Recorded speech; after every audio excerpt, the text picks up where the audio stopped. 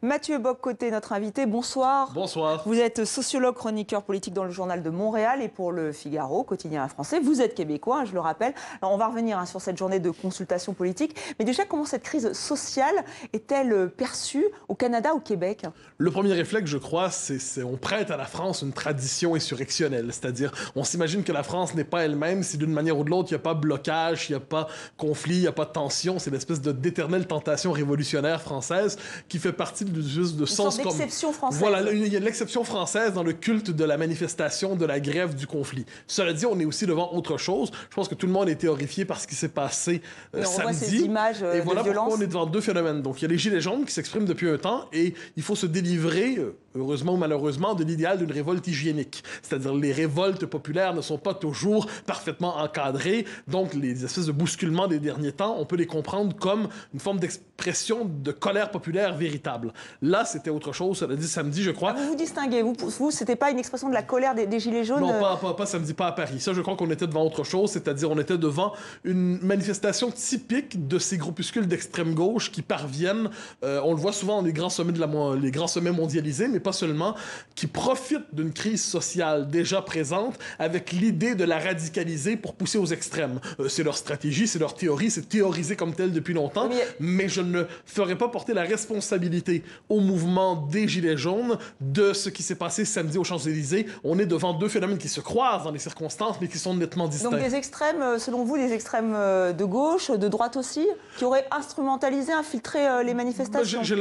En tant que tel, ce qu'il faut voir, cette espèce de gauche extrême, gauche radicale, ultra-gauche, les termes sont nombreux. Pour vous, c'est plutôt des mouvements d'extrême gauche? Clair, c'est-à-dire quand on voit les banderoles, quand on voit les bannières, surtout quand on voit les slogans, la mouvance Antifa, qui a une forme de culte romantique de la violence révolutionnaire qui s'exprime là, ça ne veut pas dire qu'il n'y a pas d'autres tendances, mais ce qui me semble être dominant, c'est celle-là. S'ajoute à ça, plusieurs l'ont noté, les casseurs venus de banlieue, mais il faut éviter, me semble-t-il, dans les circonstances, de faire un grand tout, car nous ne sommes pas devant un grand tout. Nous sommes d'un côté devant un mouvement populaire légitime, qui s'est exprimé par ailleurs de manière assez musclée, mais c'est une chose. Ensuite, donc avec les blocages et tout ça, et ce qui ne veut pas dire qu'il s'en reproche, loin de là. Et de l'autre côté, on est devant des groupuscules qui cherchent à instrumentaliser. Si on décide de fondre les deux événements dans un seul, tout devient inintelligible. Et aujourd'hui, pourtant, il y a des membres fondateurs des Gilets jaunes. On sent que c'est compliqué pour eux de désigner les personnes qui vont parler avec l'exécutif. Et là, il y a des membres, donc je reviens, il y a des membres fondateurs de ce mouvement qui disent qu'ils sont menacés de mort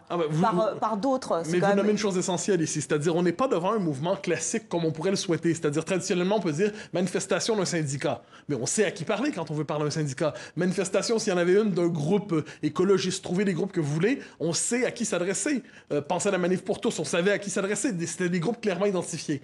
Là, on est devant quelque chose qui est plus difficile à saisir, qui est plus confus. Hétéroclite, c'est le bon mot, et qui ne se définit pas, et ça, je crois qu'il faut le redire, qui ne se définit pas par les revendications qu'ils sont obligés de formuler. Ça, je crois que c'est une forme de piège médiatique, c'est-à-dire le système médiatique, avec raison, dit « que voulez-vous » Et là, on se dit, il faut qu'on ait des revendications. Donc là, ça politique aussi leur demande ça. Mais ça devient un peu pêle-mêle, c'est-à-dire du septennat à l'abolition du Sénat, à la fermeture des frontières, au fait d'annuler certaines taxes, et ainsi de suite. On comprend qu'il y a s'agglomèrent toute une série de revendications qui n'ont pas nécessairement des liens entre elles. Donc voilà pourquoi c'est un mouvement qui se définit davantage par une forme de colère, et je le résume d'une formule un peu moqueuse, mais qui n'est pas méprisante, on leur dit, mais qu'est-ce qui se passe? On nous écoute pas, d'accord, que voulez-vous nous dire? Que vous nous écoutez pas.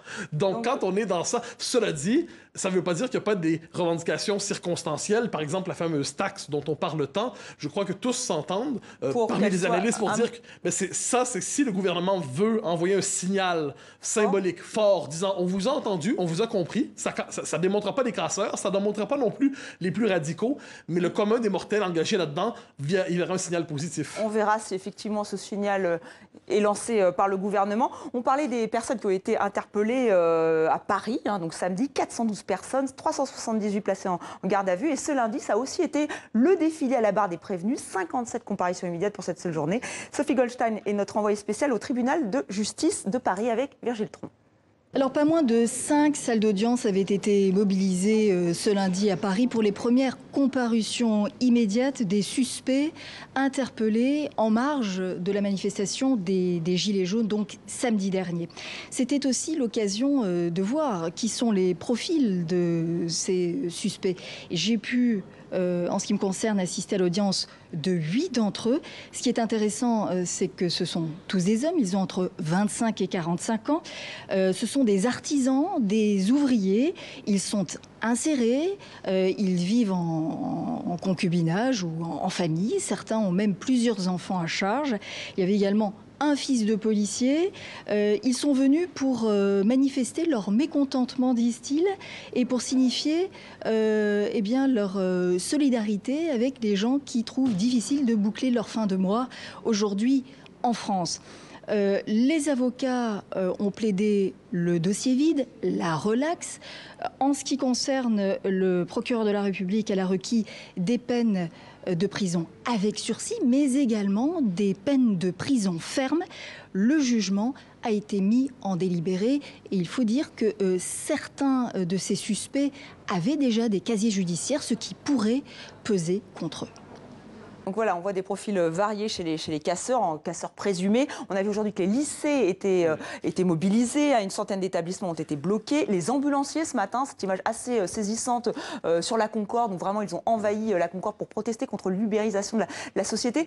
Quand vous parlez de colère, c'est vrai qu'on se rend compte qu'il y a une colère contre les élites, une colère contre l'ubérisation de la société. On a souvent parlé de cette France périphérique, cette France périurbaine. C'est elle qui s'exprime. Oui, je crois que vous mettez le doigt sur l'essentiel, c'est-à-dire des analystes de grande qualité comme Christophe Guillouis, comme Jean-Pierre Le Goff, nous ont invités depuis longtemps à prendre au sérieux l'inquiétude de ce qu'on appelle la France périphérique, c'est-à-dire ces catégories de la population qui ne profitent pas pour l'essentiel de la dynamique de la mondialisation et plus largement, dont on pourrait dire qu'ils sont condamnés un peu par l'espèce de modernité radicale dans laquelle on vit. Mais il n'y a pas qu'en France que ce phénomène existe. Bien sûr que non, ce phénomène est partout présent, voilà pourquoi ça donne un peu partout le fameux populisme dont on parle. Je ne suis pas sûr que le terme est le meilleur, mais quoi qu'il en soit, on sait de quoi on parle.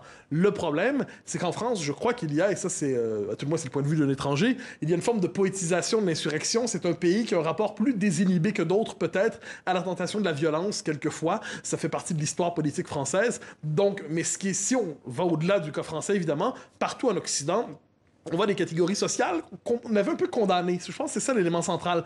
Déclassées symboliquement, déclassées matériellement, des catégories sociales qu'on considère comme résiduelles, appartenant au passé, tardant à s'adapter au code du monde nouveau. Eh bien, généralement, ces catégories-là vont voter pour les partis populistes, souvent. Dans les circonstances ici, là, on vient de passer un cap, c'est-à-dire celui de l'action directe. Et ça, je crois que c'est la part française de cette révolte. Très bien. Merci Mathieu Bock-Côté d'avoir accepté notre invitation.